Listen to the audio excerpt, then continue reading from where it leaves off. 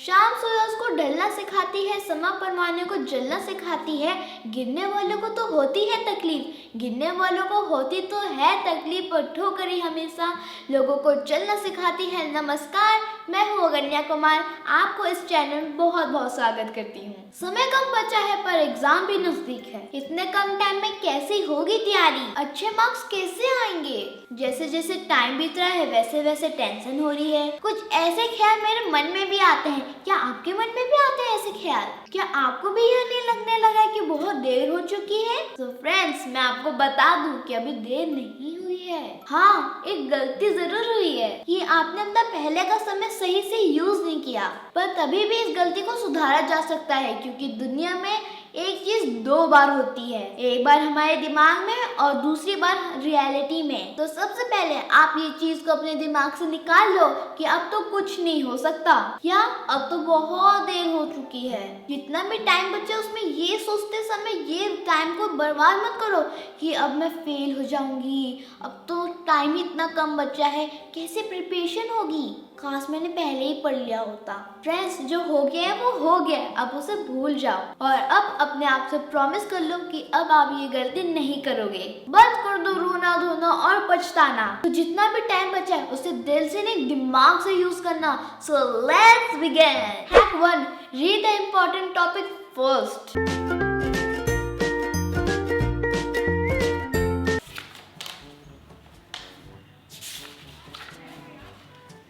Exam की date तो इतनी नज़दीक आ गई है कि समझ ही नहीं आ रहा कि क्या पढूं और क्या ना पढूं। मैं ना पूजा को कॉल करके पूछती हूँ।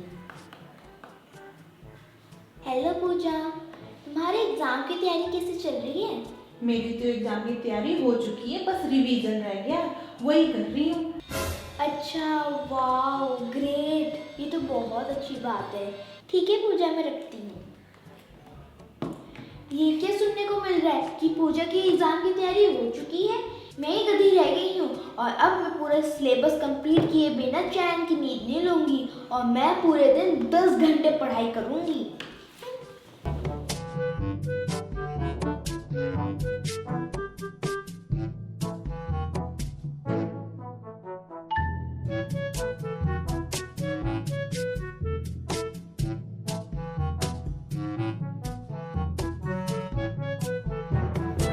मेरी तो तबीयत खराब हो गई है और कल मेरा एग्जाम है, लगता है मैं एग्जाम नहीं दे पाऊंगी। पता नहीं इसको कौन सा भूत सवार हो गया है, न अच्छे से खाती है और न अच्छे से सोती है। अब देखो इसकी तबीयत भी खराब हो गई है, इसकी वजह से इसका तो आज का एग्जाम भी छूट गया है। पता नहीं इसे किसकी नजर लग गई है। सब कुछ पढ़ने के वजह सबसे पहले अपने इम्पोर्टेंट टॉपिक को पढ़ो। My name is Chandan Das. Many years ago, I used to teach children like you. These days, I spend my time writing about the days. पिछले मंथ्स के नोट्स को रिवाइज करो, नोट डाउन करो कि क्या पढ़ना जरूरी है।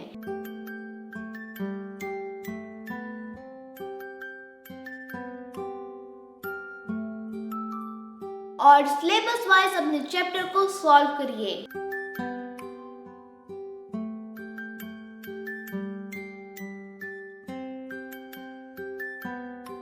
दूसरों को देखकर अपने टारगेट तो बिल्कुल सेट मत करो। और हाँ, इस बात में बिल्कुल ध्यान मत देना कि किसने कितना पढ़ लिया है। आपका ध्यान अपने टारगेट में फोकस होना चाहिए। आपको कितना पढ़ना है और आपने कितना पढ़ लिया है। Hack 2, sleep while reading.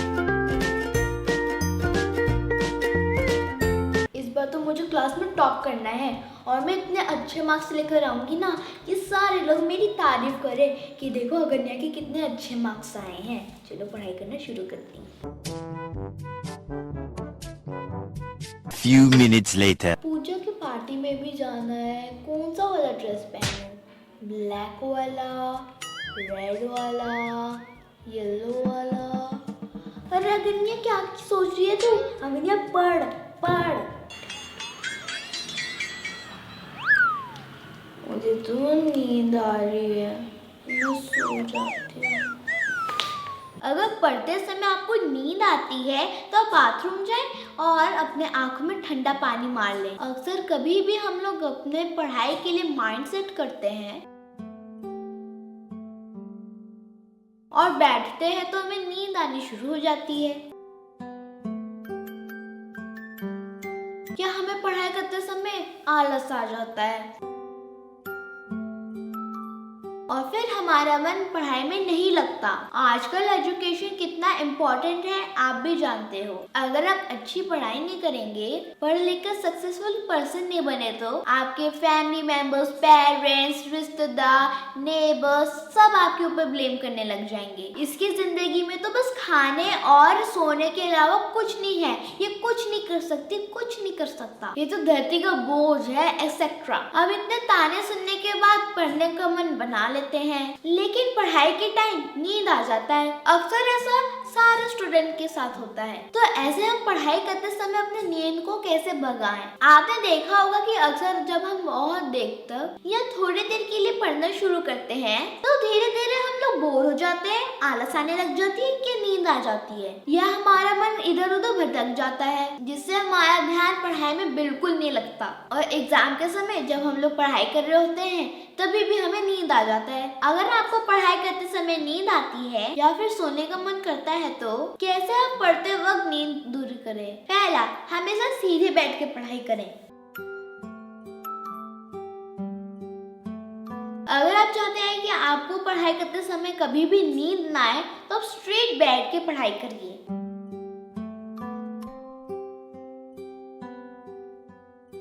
अगर आप झुक के पढ़ाई कर रहे हैं क्या आप लेट के पढ़ाई कर रहे हैं, आपको नींद आने लग जाएगा। तो याद रखें, आप जब भी स्टडी करने बैठेंगे तो स्ट्रेट बैठ के पढ़ाई करेंगे। दूसरा, पढ़ाई करते वक्त हमेशा नोट्स बनाएं। जब भी आप पढ़ाई करने बैठते हो तो हमेशा जब भी आप पढ़ते हो साथ ही साथ उस टॉपिक के नोट्स भी बनाते जाएं।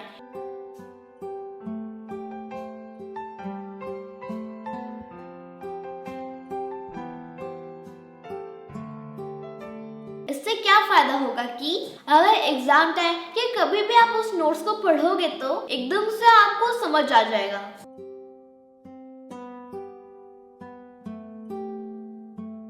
जिससे आपका माइंड फ्रेश रहेगा और जब भी आप उस नोट्स को पढ़ने बैठोगे तो आप बोर नहीं होगे।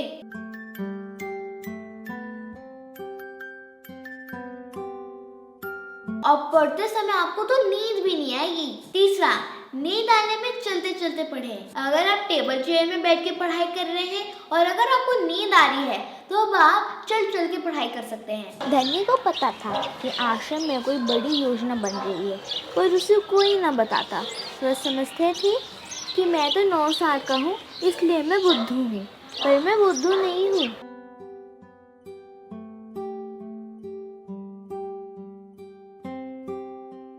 घर में घूमते हुए पढ़ें, इससे आपका सारा आलस दूर हो जाएगा और आपको नींद भी नहीं आएगी। चौथा, नींद आने पर एक्सरसाइज करें। अगर आपको ज्यादा टाइम हो चुका है पढ़ते पढ़ते और अगर आपको नींद क्या आलस आ रही है तो आप खड़े होकर कोई भी एक्सरसाइज कर सकते हैं।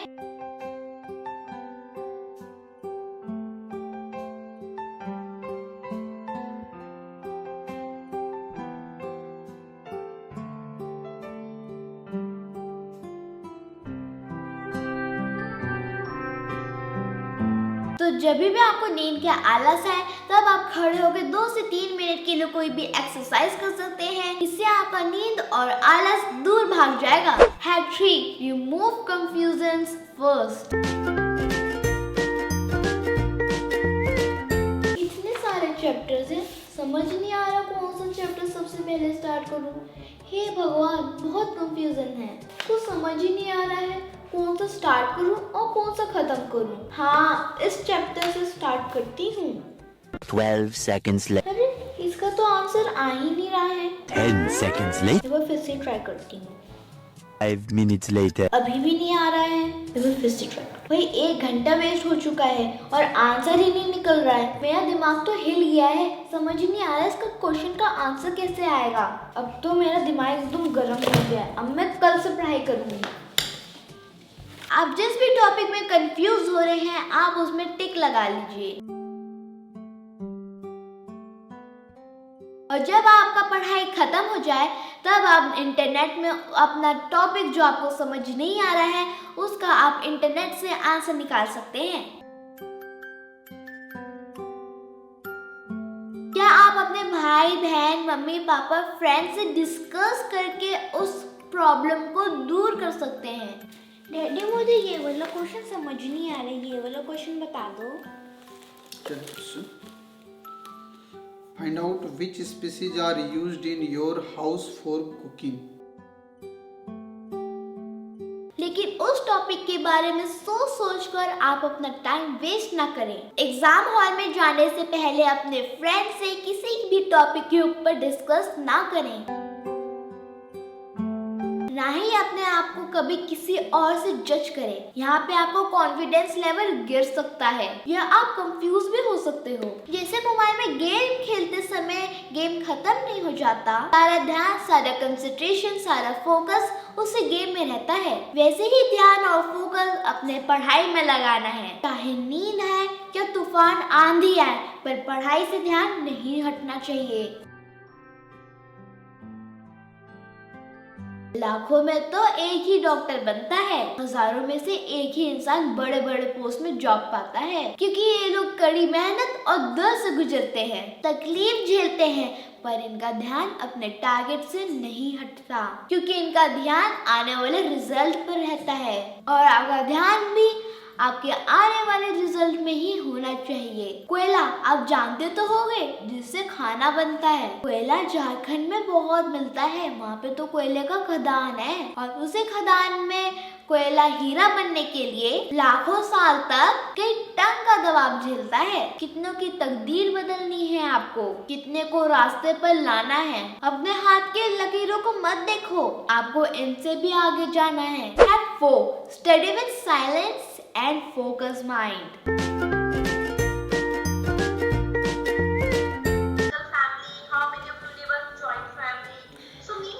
पूजा, तुझे पता है कि ओरल्स आ रहे हैं? मुझे तो ओरल का डेट शीट ही नहीं मिला। क्या कल मैथ्स का है? मैथ्स कौन से टाइम में?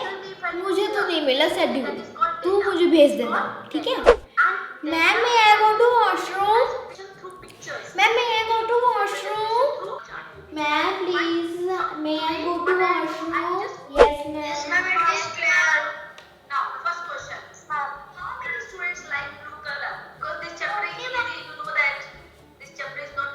मैम ने जो समझाया मुझे समझ ही नहीं आया। मैं मैम से पूछूं? नहीं, कोई नहीं पूछ रहा है, मैं भी नहीं पूछूंगी, फिर सबको लगेगा कि मैं बुद्धू हूँ। क्लास में पढ़ते समय आपका सारा ध्यान आपके टीचर की बातों में होना चाहिए। वह क्या कह रही है आपको उस बात को एकदम कान लगा के सुनना चाहिए, और अगर ना समझ आए तो पूछने का वेट करिए। जब मैम का लेक्चर खत्म हो जाता है तब आप अपने डाउट्स को क्लियर कर लें। अगर कोई डाउट क्लियर नहीं हुई तो वो डाउट हमेशा डाउट ही बन के रह जाएगी। इसलिए कभी भी आपकी क्लास के दौरान कोई टॉपिक में आपको डाउट हो तो अपने सर या मैम से प्यार से पूछ लेना चाहिए। Ma'am, I don't understand the question number C, that is which colour is liked by 7 students. So ma'am, can you clear this doubt and tell me the solution?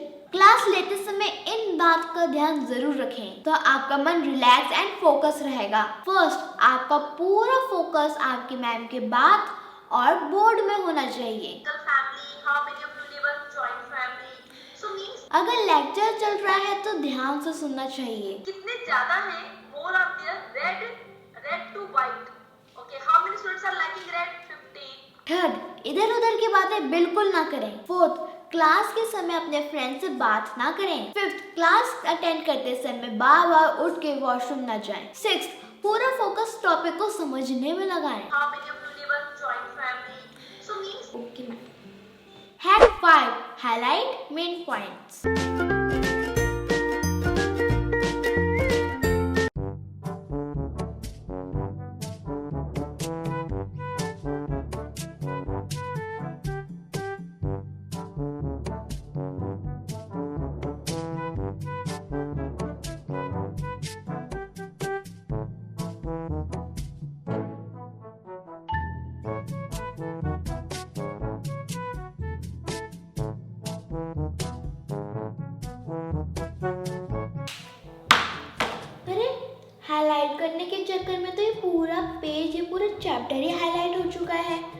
समझ नहीं आ रहा है मैं क्या पढ़ूं और क्या नहीं पढ़ूं। अब तो एक ही चीज़ करनी होगी, जो मैम ने नोट्स बना के भेजे हैं उसी पढ़ लेती हूँ।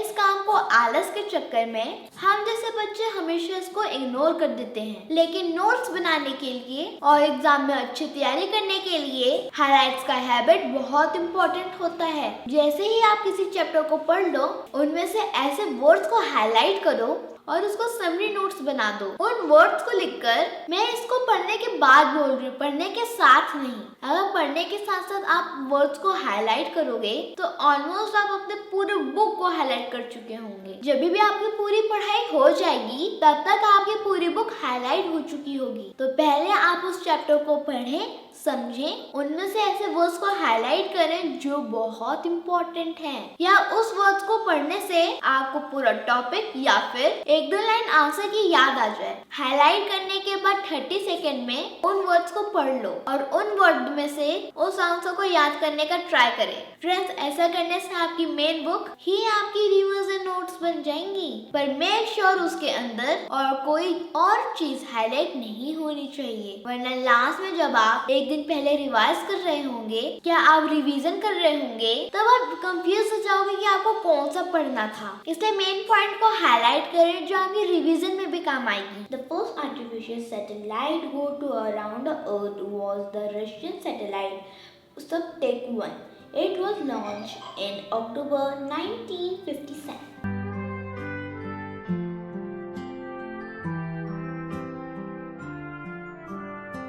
ये पूरा चैप्टर मैंने पढ़ लिया है और मुझे अच्छे से समझ भी आ गया है। अब एक शॉर्ट नोट्स बना लेती हूँ, और अगर मैं इस टॉपिक को भूल गई तो ये शॉर्ट नोट्स को देखकर मुझे दोबारा अच्छे से याद आ जाएगा।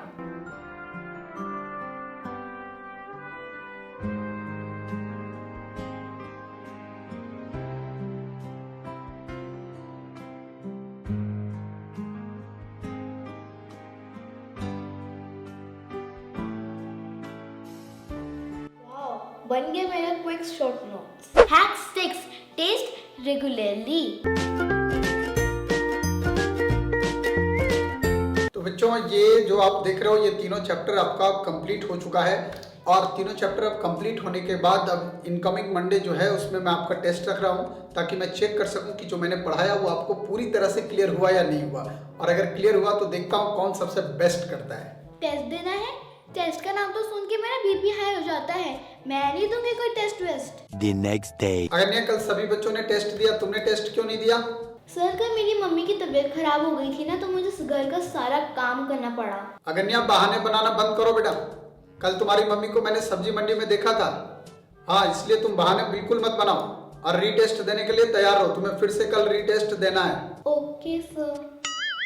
फ्रेंड्स, हम जैसे बच्चे एग्जाम के टाइम में ही टेस्ट देने के बारे में सोचते हैं। एग्जाम के पहले टेस्ट लेना टाइम वेस्ट समझते हैं, लेकिन एग्जाम में सक्सेसफुल होने वाले स्टूडेंट हमेशा अपने सक्सेस में मॉक टेस्ट का डिस्कशन जरूर करते हैं। इसलिए आप regular weekly monthly mock test जरूर दें। ऐसा करने से आपको बहुत से बेनिफिट्स होते हैं। फर्स्ट, एग्जाम आने से पहले एग्जाम देने का रिहर्सल हो जाएगा। सेकेंड, क्वेश्चन पेपर सॉल्व करने का एक्सपीरियंस मिलेगा। थर्ड, टाइम मैनेजमेंट का नॉलेज मिलेगा, जिससे आपको एग्जाम में बैठने पर क्वेश्चन के हिसाब से आंसर देने का सही समय का अंदाजा मिल जाएगा। फोर्थ, एग्जाम में किस टाइप के क्वेश्चन पूछे जाते हैं इस बात का नॉलेज हो जाता है, जिससे आप चैप्टर वाइज पूछे जाने वाले क्वेश्चन की प्रिपरेशन उसी के हिसाब से कर पाओगे। Different months of a year. चलो, मेरा ये 3 चैप्टर खत्म हो चुके हैं। मुझे 3 चैप्टर एकदम अच्छे से याद हो चुका है। अब मुझे खुद का टेस्ट लेना है, जिससे मुझे पता चल सके कि मेरे एग्जाम में कितने मार्क्स आएंगे।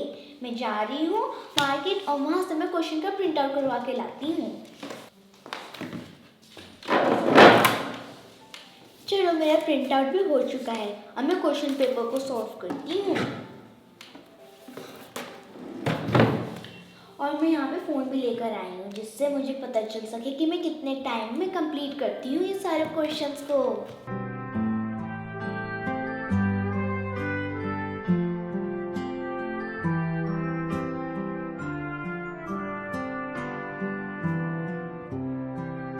One hour later. चलो, मैंने सारे क्वेश्चन के आंसर लिख लिए हैं। अब मैं बुक से चेक करती हूँ कि कितने आंसर को मैंने सही लिखा है।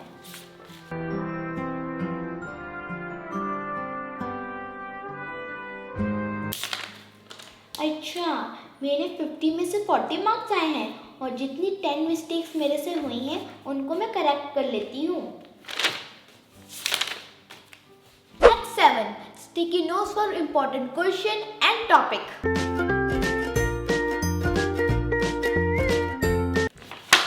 इतने सारे क्वेश्चन समझ ही नहीं आ रहा क्या पढ़ूं क्या ना पढ़ूं। ये क्वेश्चन को छोड़ देती हूँ और ये वाला क्वेश्चन कर लेती हूँ। और अगर एग्जाम में ये वाला क्वेश्चन आ गया तो हे भगवान क्या करूं। बस पहले से ही तैयारी कर ली होती तो आज ये दिन नहीं देखना पड़ता। Next day. अरे यही क्वेश्चन तो मैंने छोड़ दिया था। अब तो हमेशा ही मेरे साथ उल्टा होता है, जो क्वेश्चन छोड़ती हूँ वो आ जाता है और जो नहीं करती हूँ, मतलब जो मैं अच्छे से याद कर लेती हूँ वो नहीं आता। अब तो मैं फेल हो जाऊंगी। जो भी चैप्टर के इम्पोर्टेंट क्वेश्चन लगे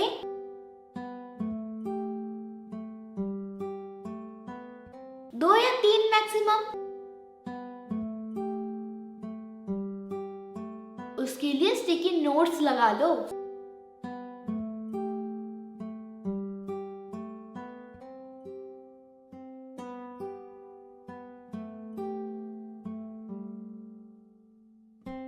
यानी जब भी आप लास्ट डे रीडिंग कर रहे हो और आपको लगे कि मेरे पास टाइम नहीं बचा है, क्या अब टाइम नहीं मिलेगा आपको उस चैप्टर को कंप्लीट करने के लिए, तो उस टाइम आपको स्टिकी नोट्स वाले क्वेश्चन को पढ़ लेना चाहिए। भले ही आप कोई चैप्टर छोड़ना चाहते हो पर उसमें भी स्टिकी नोट्स वाले 2 या 3 इम्पोर्टेंट क्वेश्चन जो आपने मार्क्स किए हैं उसको तो पढ़ने ही है। स्टिकी नोट से आप तुरंत इम्पोर्टेंट क्वेश्चन को आइडेंटिफाई कर सकते हो और आपको ढूंढना भी नहीं पड़ेगा कि वो क्वेश्चन कहाँ है। इससे आप कोई भी क्वेश्चन या टॉपिक को जल्दी से पढ़ सकते हो। मेरी तबीयत खराब से मैं अच्छे से पढ़ाई भी नहीं कर सकी, क्या करूं? अरे हाँ, मेरे पास इतना टाइम तो नहीं है जिससे मैं पूरे नोट्स रिवाइज कर सकूं। एटलीस्ट स्टिकी नोट्स जो मैंने इसमें क्वेश्चन लिखे थे, इम्पोर्टेंट क्वेश्चन लिखे थे, इसलिए मैं इसको प्रैक्टिस कर लेती हूँ।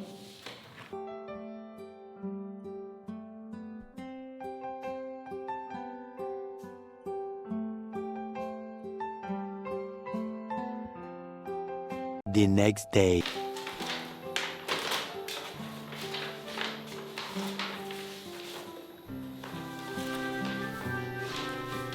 जो मैंने स्टिकी नोट्स में जितने भी क्वेश्चन लिखे थे वो आज के एग्जाम में वही सारे क्वेश्चन आ गए हैं और इस एग्जाम में तो मैं एकदम 100% फुल मार्क्स लेकर आऊंगी। थैंक यू कन्या, आपके इस हैक की मदद से मैं फेल होते होते बच गई हूँ। So that's for today's video. Friends, ये हैक उतना मुश्किल नहीं है जो हम उनको सोच सोच के बना देते हैं। तो फ्रेंड्स, सोचना बंद करो, पछताना बंद करो। किसने कहा है कि दुनिया में करिश्मे नहीं होते? तुम एक बार जी जान से कोशिश तो करो। आई होप आपके ये हैक्स आपके एग्जाम के लिए यूजफुल हो। अगर आपको ये हैक आपके एग्जाम के लिए यूजफुल लगे तो इस वीडियो को लाइक कर देना और सब्सक्राइब कर देना और बेल आइकन को जरूर क्लिक कर देना, जिससे आपके फोन में ऐसे ही सारे वीडियोस की नोटिफिकेशन आ पाए। तो मैं मिलती हूँ आपके नेक्स्ट वीडियो में। Till then bye bye.